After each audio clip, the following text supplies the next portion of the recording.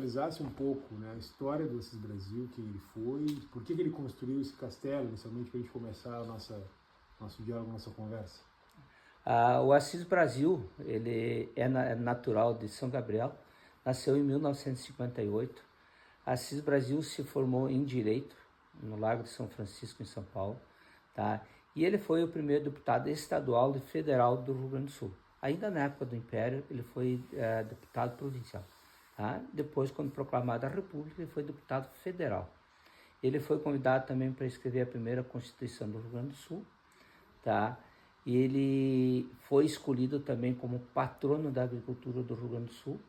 Tá? Por isso, o parque onde acontece a Expo Inter, Parque Assis Brasil, em Esteio, leva o nome dele em homenagem a ele. Porque por tantos feitos que ele fez para a agricultura. Essa cadeira, ele conseguiu uma autorização para trazer para o castelo, que essa aqui foi onde ele sentou, quando ele estava para assinar a primeira Constituição do Brasil. Ele também foi o idealizador do primeiro Código Eleitoral brasileiro, tá? Em 1932, quando ele foi ministro era do Ministério da Agricultura do Brasil, e ele publicou o primeiro Código Eleitoral, onde dizia que todo brasileiro maior e capaz, acima de 21 anos, poderia votar, independente do sexo, porque até então a mulher não votava. E também aqui dentro do castelo, no dia 14 de dezembro de 1923, foi assinado o Pacto de Pedras Altas, tá? Onde ele assinou pelo lado dos Maragatos. Tá? Foi uma revolução que durou em torno de 8, 9 meses, tá? Onde de um lado eram os seguidores do Borges de Medeiros e do outro lado do Assis Brasil.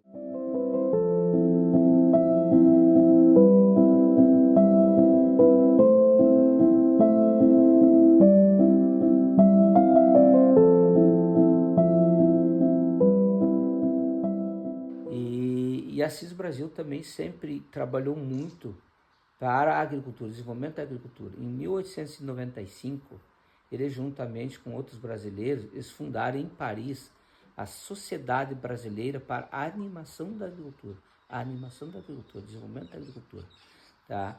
E 2 anos depois, ele foi o primeiro sócio fundador e primeiro presidente da Sociedade Brasileira para a Animação da Agricultura, com sede em Paris. Tá? Em torno de 500 brasileiros que participavam dessa sociedade.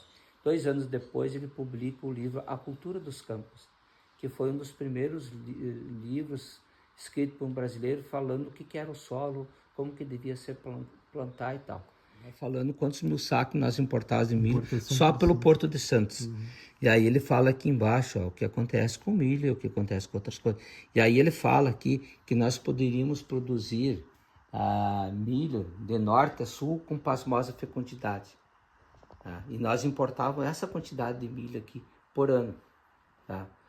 Só pelo Porto de Santos. Hoje nós somos um dos maiores produtores de milho do mundo. Então, se nós pegarmos o Assis Brasil, ele foi um grande político e um grande agricultor. Por que isso? Olha, agricultor político, o que tem que haver? Eu sempre me intrigou tanto, porque é raro hoje tu ver um político defendendo tanto a agricultura quanto ele vendeu. Porque ele tinha uma frase onde ele dizia assim, que não há como falar em liberdade e democracia sem a independência do estômago. Essa foto aqui é interessante. Isso aqui. Aqui é a foto da granja. Tem uma maquete aqui, ali também do castelo, né? Né? Sim, mas aqui era a estrada lá na entrada, onde tinha a estação ferroviária. Vocês entraram aqui, ó, e era aqui. Então aqui tudo tinha oliveira, aqui era a uva, então tudo, aqui onde é a Boa Viagem, aqui onde tinha uma cruz, em formato de uma cruz, aqui eram os galinheiros, aqui tinha oliveira, aqui está o castelo, então tudo planejado. E essa pista aqui, ela dá exatamente uma légua. E se você for ver, todos os acessos das propriedades lá até, porque aqui era a mangueira, então tudo por corredor. Ó, então largava o gado aqui e vinha aqui para trazendo a mangueira. Ó. Por quê?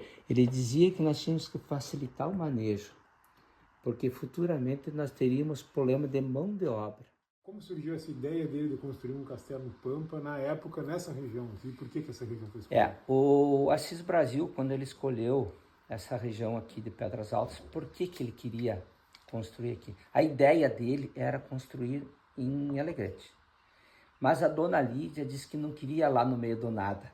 Queria aqui. Por quê? Porque nós tínhamos aqui na entrada do castelo antigamente uma estação ferroviária que tinha conexão com o Porto do Rio Grande, com São Paulo e o Rio de Janeiro. Lembrando que a capital federal na época era o Rio de Janeiro. Então aqui, como ele viajava muito para o exterior, era de navio, não tinha o avião ainda, então precisava viajar de navio. E aqui era um ponto estratégico, além de ter o trem, ficava próximo do Porto do Rio Grande. Então esse foi um fato. E o segundo fator determinante para a escolha, que aqui está próximo ao paralelo 31, que é um dos melhores esquemas de produção de oliveira, de uva, tanto que nessa nossa região aqui tem vários olivais e vinhedos hoje. Tá? Mas naquela época ele já preconizava isso. E o que ele queria com a Granja de Pedras Altas? Ele queria provar que você poderia viver financeiramente da agricultura e ao mesmo tempo ser uma pessoa culta. Mas vamos imaginar, em 1904, praticamente não existia trator, não existia soja, não existia o milho, que é na escala, que é hoje, não existia arroz. Como é que tu vai sobreviver? Então, por isso que ele trouxe para cá o gado Jersey. Aí com o leite ele fazia queijo, doce de leite, manteiga, e tinha uma renda disso. Daí ele trouxe, além de vender reprodutores, né? E também trouxe o gado Devo, vendia reprodutores Devo, tá? E a ovelha ideal, cavalos.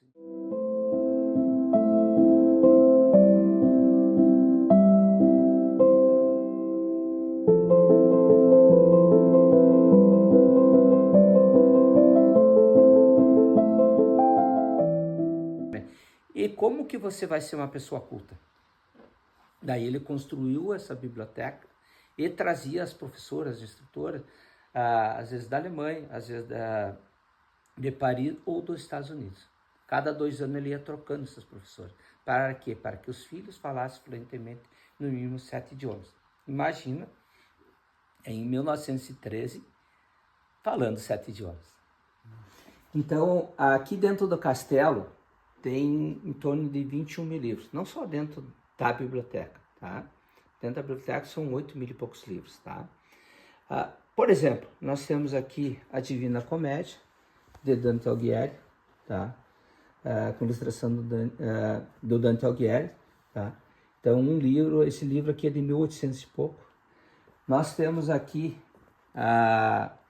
Dom Quixote, de Miguel de Cervantes, ilustrações do Gustavo Doré. Nós temos o tomo 1º e o 2º, tá? Nós temos aqui, por exemplo, a Bíblia Ortodoxa escrita em russo. Nós temos esses livros aqui, todas essas aqui são livros sobre o Instituto Histórico do Brasil.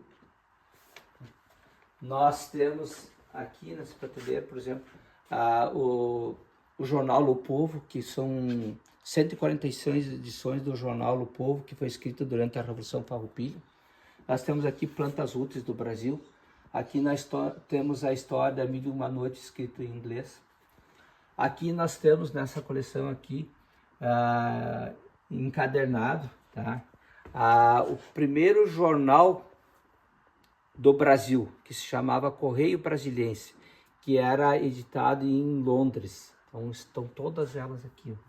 Tá? Aqui nós temos do Voltaire, aqui nós temos o livro do Charles Darwin, aqui nós temos de Shakespeare, aqui nós temos de Balzac. Tá? Aqui embaixo nós temos a primeira enciclopédia escrita no mundo, tá? A de Diderot d'Alembert, tá? Que ela começou a ser escrita em 1745, demorou 25 anos. Tá? Então essa biblioteca do Assis Brasil ela é muito eclética. Tá? Por exemplo, se nós pegarmos aqui embaixo, nós temos um dicionário, tá? De medicina veterinária, escrito em inglês. Nós pegarmos esse verde aqui, é sobre lepidóptero, quer dizer, sobre borboleta. Nós pegamos aqui o Winston Churchill. O livro mais antigo dentro do castelo é o Alcorão. Ele é de 1248. Ele não está aqui por segurança, ele está num cofre, tá? Junto com o sabre, aquele também que foi que ele ganhou do imperador chinês e outros objetos, né? Então tudo dentro de um cofre. Tá? Todos aqui, todos esses objetos, os que não estão ainda vão estar com chip. Então todo livro, todo objeto está com chip, muitos já estão. Tá? E nos demais vai ser colocado todos eles por questão de segurança. E por que ele construiu o castelo? Porque quando ele foi casado a primeira vez com a irmã do Júlio de Castilho, ficou viúvo. 2 anos depois ele conheceu a Dona Lídia. A Dona Lídia era filha de brasileiro nascido na Alemanha e morava no Portugal num castelo semelhante a este. O pai da Dona Lídia era secretário-geral do rei Carlos de Portugal. Aí ele não achava digno, por exemplo, tirar ela de um castelo para morar no cottage, por exemplo, baixar o padrão. Então, ele teria prometido para ela que, após casado, se ela viesse morar no Brasil, ele construiria um castelo para ela. Então, foi uma promessa de amor e aí ele cumpriu quando ela veio para cá. Ele começou a construção do castelo em 1908 e terminou em 1913.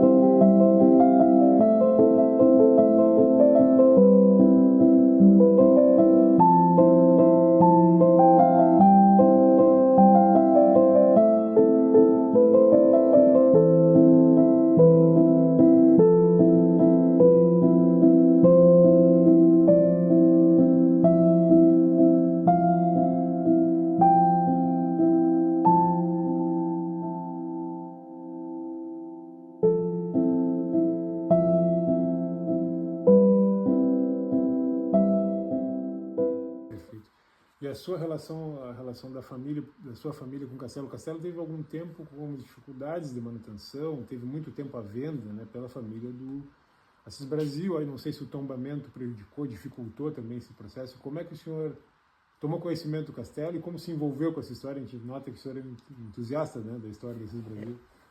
Na verdade, quando eu não conhecia, só tinha ouvido falar em Assis Brasil, mas não conhecia a história dele e nem sabia da existência do castelo. Quando meu filho vendeu uma propriedade lá em São Francisco de Assis, ele estava em busca de outra para comprar aqui, meus filhos.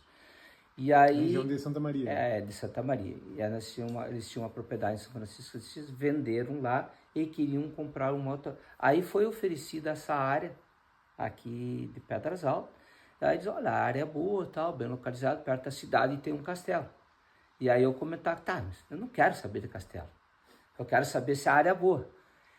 Aí o cara, não, a área é boa e tal, dá para plantar soja e tal, mas tem um castelo. Volta e meia ele voltava com a história do castelo.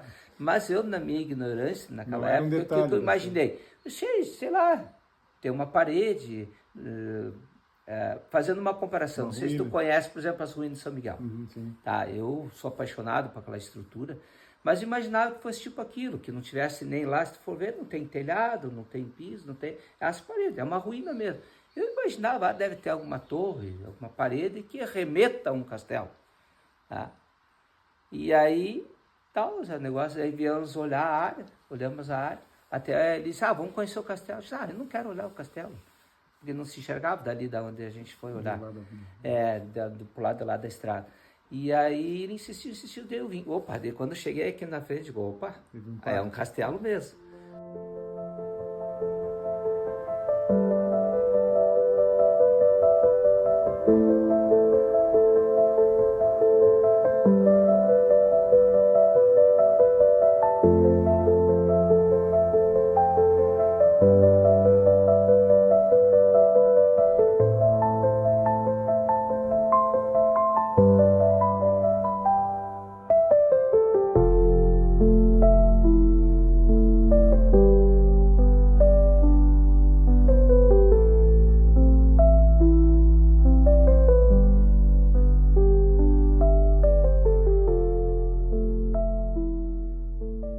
Só que na época a gente não conseguiu entrar aqui dentro. Tem uma biblioteca também, mas não deixaram olhar na época. Eu só fui conhecer ela depois de comprado a biblioteca, nós fomos conhecer. Tá? E aí, como a área era boa, a gente comprou pela área de soja.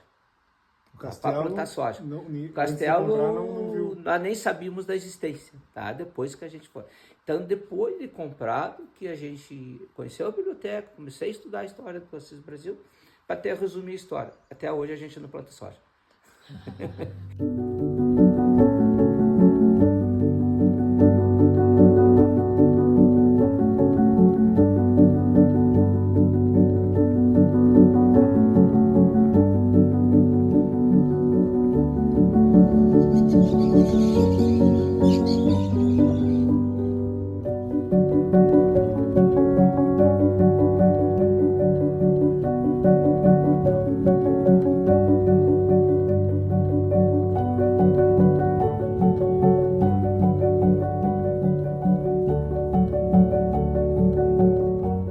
Então, eu acho que simboliza o que aconteceu. A gente, principalmente, eu me apaixonei pela história do Assis Brasil.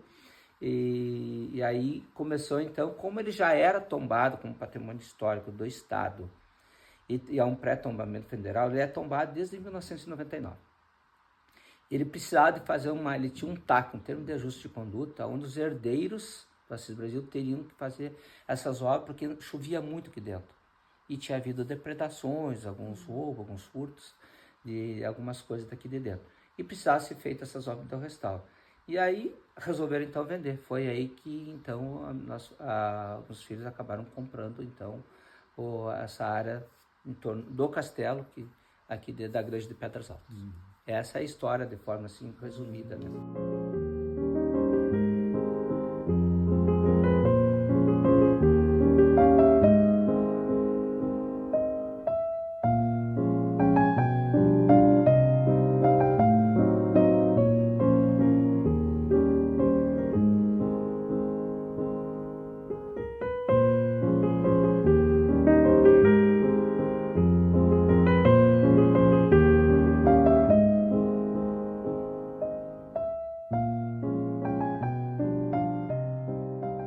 Hoje existe uma associação do Castelo. Foi então para poder ter, como ele é tombado como patrimônio histórico do Estado, para conseguir ter acesso ao incentivo pela LIC, Lei de Incentivo à Cultura do Estado, teria que ser criada uma associação. E foi criada uma associação, graças a Deus, vem andando assim super bem. A obra do restauro, agora dia 10 de abril está programada a entrega das obras do restauro. Graças a Deus temos conseguido excelentes patrocinadores do Estado para patrocinar a obra do restauro. O que a gente está tendo muita dificuldade é conseguir patrocinadores pela Lei Rouanet, porque a obra em si, estrutural, é pela LIC. Mas os livros que estão aqui na biblioteca, todos os móveis, todos os quadros, todo o acervo que guarnece o castelo, é pela Lei Rouanet. Ela já está aprovada, já foi publicado há mais de um ano, e a gente ainda não conseguiu patrocinadores pela Lei Rouanet. O que são essas fases? Cada uma tem uma determinação de obra específica, né? Primeira, segunda, terceira, quarta. O que são elas e o que já foi feito até agora e o que falta?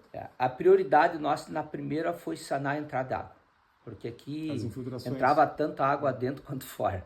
Tá? Então hoje, graças a Deus, não entra mais uma gota d'água. Então começou lá pelo terraço, foi removido toda a estrutura antiga que tinha, foi colocado material impermeabilizante, colocado toda uma estrutura. Então foi essa aí. As duas primeiras foram só sanar a questão da infiltração de água. A terceira, ela teve com relação se nós olharmos para a parte externa, as aberturas todas do andar superior e das torres já estão restauradas, porque essas janelas vieram da França, os vidros vieram da Alemanha. Então, como tu não pode trocar elas, tu tem que restaurar elas. Foram tiradas, levadas a Porto Alegre, removidos os vidros, tá? Feita a recuperação dessas janelas e colocado de volta, tá?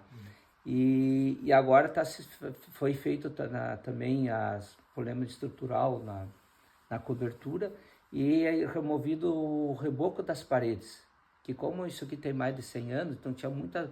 E ainda o reboco era com cal e areia, não tinha cimento. Então foi removido tudo isso, tratado as estruturas, porque as vigas são todas com trilho de trem, Então, devido à umidade, começou a enferrujar. E quando a ferrugem se expande, ela rompe o reboco.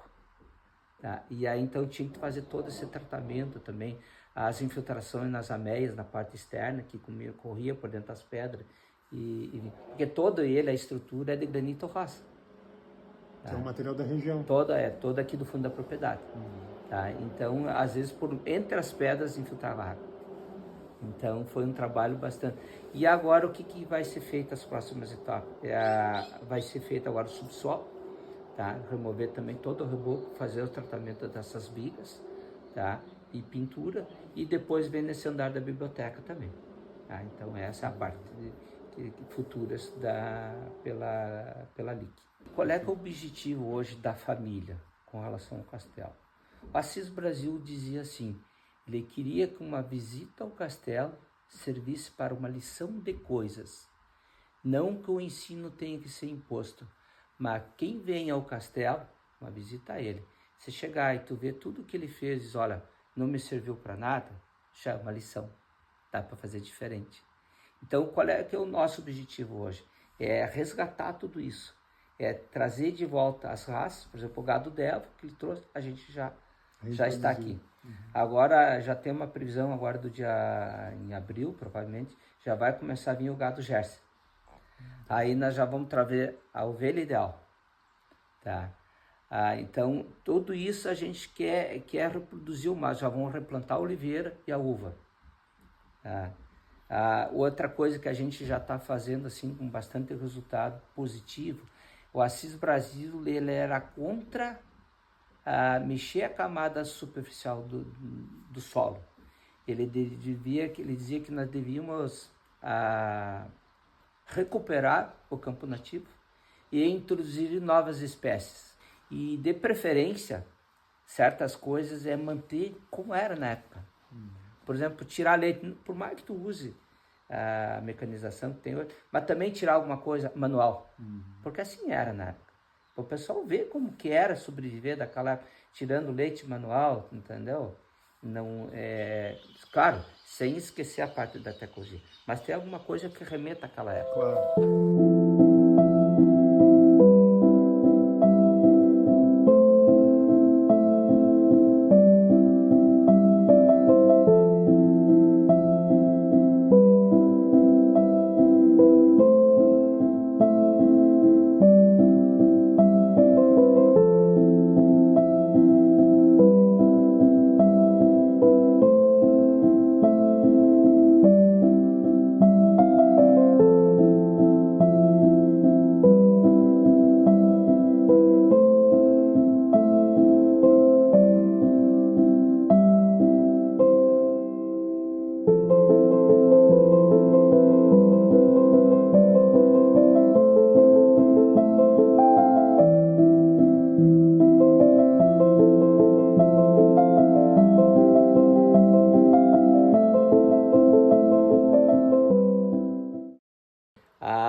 Nós estamos muito focados agora em reforçar mais o turismo, porque eu vejo que o Rio Grande do Sul, principalmente essa nossa região aqui, tá? Vamos imaginar aqui, de Pelotas para cá, pega Piratini, Pinheiro Machado, Pedras Altas, Bagé, Dom Pedrito, Livramento. Cara, nós temos aqui a Rota das Revoluções. Quer dizer, nós temos vinhedos, temos carne de ovelha, nós temos tanta coisa para explorar. Eu costumo dizer assim que vamos comparar, quando a gente fala de turismo, a gente nos remete muito Canela Gramado. Eu digo assim, o que eles têm de histórias, digamos, Deus o livre, não estou aqui menosprezando nem nada, estamos falando de coisas reais. Eles fazem tanto. Eles criaram coisas. Não, eles fazem tanto com tão pouca história. E nós fizemos pouco com tanta história. Nós fizemos tão pouco com tanto e eles fazem tanto com pouco. Então nós acreditamos muito no turismo. Tá? Nós estamos com projetos aí bem bacanas para turismo, já recebemos bastante visitações, excursões, graças a Deus, tá? Sempre com agendamento, porque como ele está em obras, a gente precisa fazer o agendamento, porque às vezes está bagunçado, às vezes está sujo, às vezes está... Sabe como é que é a obra? Ainda mais aqui no castelo. Tá? Então, para que a gente possa se organizar também e receber com um pouco mais de qualidade os turistas. Isso aqui é aquela foto do Santos Dumont. ele fazendo... Aqui tão pertinho, né? Você vai tirar o de mais longe. E aí ele estava intermediando um conflito existente entre Brasil e Portugal, e ele estava intermediando junto com a Rainha Vitória, e aí o rei Carlos convidou ele para ir caçar cervo. Como o Assis Brasil era conhecido mundialmente por ser um grande diplomata e um exímio atirador, só para terem uma ideia, aqui saiu, no dia 30 de dezembro de 1900, uma reportagem falando que o Assis Brasil era um grande diplomata da América do Sul, e era um excelente atirador, olha, atirando com 2 revólveres, aqui por baixo da perna, aqui ele olhando por um espelho de costa, aqui ele segurando a arma de forma diferente, tá? Então a fama dele de excelente atirador, como é que é? Rodava o mundo. E aí quando ele estava intermediando o conflito existente entre Brasil e Portugal, o rei Carlos, sabendo dessa habilidade dele, convidou ele para ir caçar cervo, que é a história daquele cervo. Só que a caçada imperial ela tem um protocolo. Quem dá o primeiro tiro é o convidado de honra. Então, quando passava esse servo, o rei pediu para que ele atirasse. Ele pegou a arma, o servo passou, ele deu um tiro e o servo continuou correndo. E o rei deu um tiro e abateu o servo. Daí ele brincou com esses brasileiros contos, o melhor atirador do Brasil, um dos melhores do mundo é a raça. E aí ele disse, não, eu não quis tirar a honra de Vossa Majestade a bater o servo. Mas olha na galhada direita, um palmo acima, verás um furo de bala. Lá está o furo da bala. Ele mandou fazer esse relógio. Imagina tu manda fazer esse relógio fora do Brasil. Chega aqui, tá com defeito. O 9 virado. Daí começou aquela história, vamos devolver, não vamos devolver. O cara incompetente, o Assis Brasil não deixou devolver. O que ele disse? Ele que se dirigiu aos professores. Ele disse, quem fez isso aqui é um mestre. Era o melhor na arte. E aí ele disse assim, mestre é todo aquele que faz alguma coisa. Por mais que você faça alguma coisa errada, você não deixa de ser um mestre. O problema é o que muito sabe, nada faz e nada ensina. Esse nunca vai errar. Imagina, ele ganhou isso aqui de presente dos amigos dele. Eu já citei quem eram os amigos dele, né? Barão de Rio Branco, Rui Barbosa, Pato de Castro, essa turma toda. Imagina tu ganhar isso aqui de presente, tá? Em bronze, tá? Porque o que acontece? O Assis Brasil nasceu na monarquia e morreu na república, tá? Então, quando ele nasceu, nós tínhamos um imperador, tá? Quando foi proclamada a república, o nosso primeiro presidente do Brasil foi o Deodoro da Fonseca, que apesar de ser amigo do Assis Brasil, o Assis Brasil não apoiou ele, mas mesmo assim ele se elegeu. Quando ele se elegeu, o Assis Brasil disse assim, espero que o futuro não dê razões às minhas preocupações. E o que aconteceu? Praticamente 2 anos após a eleição, ele foi ao Congresso pedir ajuda ao Congresso, que ele estava se sentindo ameaçado de um golpe contra ele. Então, um dia ele pede ajuda e no outro dia o que ele fez? Foi lá e depôs ditatorialmente o Congresso. Então, vou um dia te pedir ajuda, no outro dia eu te derrubo. Tá? E quem assumiu a presidência na época do Estado do Rio Grande do Sul? Júlio de Castilhos, porque o presidente renunciou. E tinha apoiado o Deodoro. E aí, por pressão do comércio, dos empresários de Porto Alegre, ele renunciou. E se criou uma comissão, durante poucos dias, ali, para administrar o Estado naquele momento. E o Assis Brasil, no dia 15 de novembro, escreve para o Barão de Lucena, que era ministro do Deodoro, dizendo que o Rio Grande do Sul não ia comemorar aquele 15 de novembro, porque estava de luto pela Constituição rasgada. Aí o Barão de Lucena, que era muito amigo do Assis Brasil, e sabia que o Assis Brasil gostava muito de cavalo, escreveu uma carta para ele, acusando que eles tinham deposto o Júlio de Castilhos, tá? E fazendo um convite para ele arrepiar carreira, que quer dizer o quê? Voltar atrás. Aí o Assis Brasil deu uma resposta tão emblemática que aqui está na íntegra a resposta do Assis Brasil.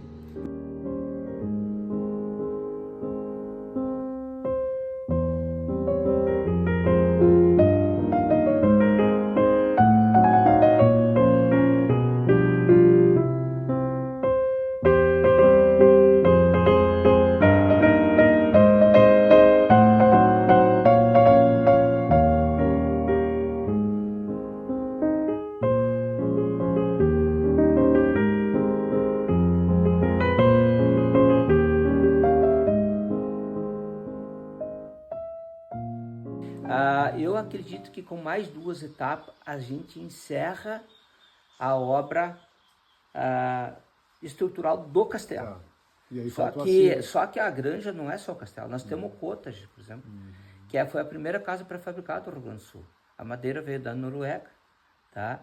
Veio de navio até Porto Rio Grande, foi de trem até Bagé, montaram lá numa carpintaria em Bagé. Quando viram que a estrutura estava certa, trouxeram para cá. Então imagina, a primeira casa. Então essa é também que vai precisar, algo que vai precisar de restaurar. Depois nós temos também a primeira queijaria do Rio Grande do Sul, que foi aqui. Aí nós temos o pavilhão onde era o tambo do leite do gado Gerson, que também precisa de restauro. Porque onde era o corpo frio, onde era dos cavalos, tudo precisa. Então eu vejo assim, com o castelo, acho que em mais 2 anos está pronto. Tá? Mas eu digo assim, isso aqui vai muito tempo ainda. Porque em razão de ser todo ele tombado, todos os prédios, todos, nós não podemos fazer reforma. Tem que ser restauro. Tem que ser dentro das normas estabelecidas pelo IFAI e pelo IFAM. Nós, apesar de ser de propriedade da família, Dona Cília, não podemos interferir na parte estrutural. E uma questão mais retornando, né, vai ficar um pouco anacrônico, vamos voltar um pouco no tempo, falar uma característica do Assis Brasil, que, como o senhor falou, ele era um cidadão do mundo, foi representante do Brasil em vários países, ele era muito relacionado também, muitas pessoas visitaram o castelo, pessoas ilustres da época, né? O senhor tem algum exemplo de alguém que tenha visitado? Também ele tinha essa outra característica, eu estava mencionando que ele comprou móveis, né, que eram do Garibaldi. Ele tem também um acervo de móveis de personalidades históricas que pertencem, né, ao acervo do castelo, né? Vamos lá, assim, vamos falar um pouco dos móveis. Nós temos aqui, por exemplo, uma arma que ele ganhou do imperador da Prússia, porque o Assis Brasil foi durante muitos anos, era ministro plenipotenciário. Digamos, se fosse tipo hoje o embaixador. Aí nós temos que é o móvel mais antigo que tem aqui, nós temos uma arca de madeira que ele ganhou na província de Goa, na Índia, que é de 1461. Tá? Nós temos um piano aqui que veio dos Estados Unidos em 1899. Nós temos um sabre, todo ele de marfim, que ele ganhou a mando do imperador chinês, o último imperador da China. Nós temos aqui um carro, um Ford, que ele ganhou do Henry Ford, volante do lado direito, mão inglesa. Então tem tantas coisas aqui assim que ele ganhou, que ele comprou, entendeu?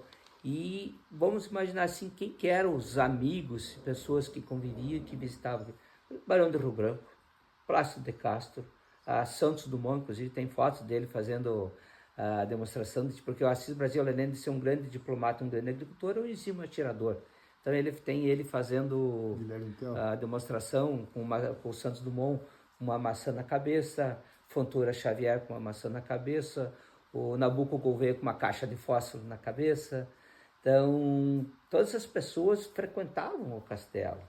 Ele teve aqui, nós temos também uma foto do presidente Franklin Roosevelt, que ele conviveu com ele quando ele trabalhou na legação brasileira em Washington, em 1897, que ele assumiu lá. Inclusive, ele trabalhou no Capitólio na época. Tá? Então, assim, ele era uma pessoa, um cidadão do mundo. Tá? Marechal Cândido Rondon, o Assis Brasil tinha na mesa dele uma parte de couro que, quando chegava alguma personalidade importante, eles assinavam. Tá? E aí os filhas dele passavam o pirógrafo depois, que está aqui no hall da entrada do castelo, que é naquele biombo que está ali. Então, tu vai ver ali Rui Barbosa, tem a cintura dele, Marechal Cândido Rondon, Barão do Rio Branco, tantas personalidades, Santos Dumont. Tá? Então, tem várias personalidades aí dentro.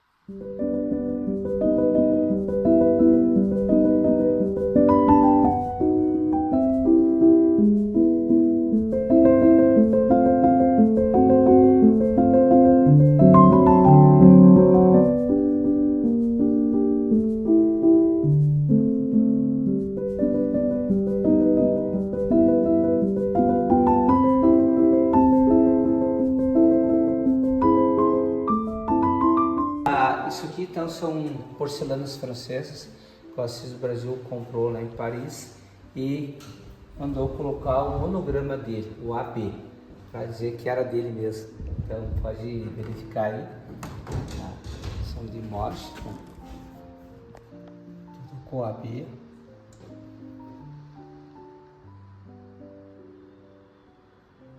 Eu fico imaginando assim, ó. Muitas pessoas vêm hoje aqui e ficam impressionadas com o castelo. Principalmente quando entram na biblioteca. Pá, cara, agora eu fico imaginando. Nós estamos em 2026. Tu volta em 1913. Onde não se tinha praticamente energia elétrica, não se tinha casa com piso, com banheiro. Porque ele inovou aqui no castelo com que... Primeira coisa, não que fosse pioneiro, mas aqui ele tem 14 lareiras. Ele tinha banheiro dentro de casa, que na época era privada, tudo longe.